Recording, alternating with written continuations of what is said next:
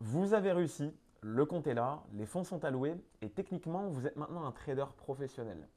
Mais savez-vous que plus de 80% des traders perdent leur compte financier dans les 30 jours suivant le premier retrait? Pourquoi? Parce que le plus grand ennemi du trader n'est pas le marché, c'est son propre cerveau. Aujourd'hui, on voit comment éviter le burn-out du compte financier.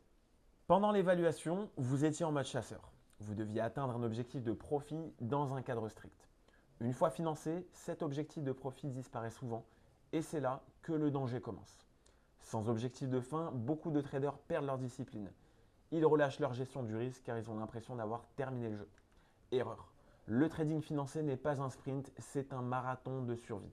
Quand vous voyez un compte à 100 000 dollars, votre cerveau bug. Vous ne voyez plus des bougies, vous voyez des voitures, des loyers ou des vacances. Si vous perdez 1000 dollars, vous vous dites j'ai perdu un mois de salaire. C'est le meilleur moyen de paralyser votre exécution. Pour durer, vous devez déconnecter l'argent de l'émotion. 1000 dollars sur un compte à 100K, ce n'est pas un loyer, c'est 1%, point final. Si vous ne pouvez pas voir le risque en pourcentage, vous finirez par trader avec peur et la peur mène aux erreurs. C'est un phénomène fascinant. La majorité des comptes sautent juste après un premier payout réussi. Pourquoi? L'excès de confiance. On se sent invincible, on augmente la taille des lots, on devient moins rigoureux. Ou pire, on essaie de refaire le montant du retrait le plus vite possible. Apprenez à accepter que votre capital fluctue, un retrait diminue votre marge de manœuvre, traitez votre compte avec encore plus de respect après avoir encaissé vos profits.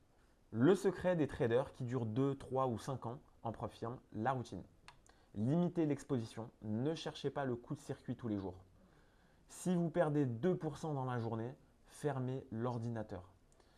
Et votre valeur personnelle ne dépend pas de votre PNL de la journée. Sortez, faites du sport, déconnectez.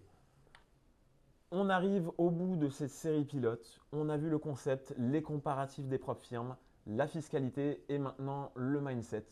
Vous avez toutes les cartes en main pour transformer cette opportunité en une véritable carrière.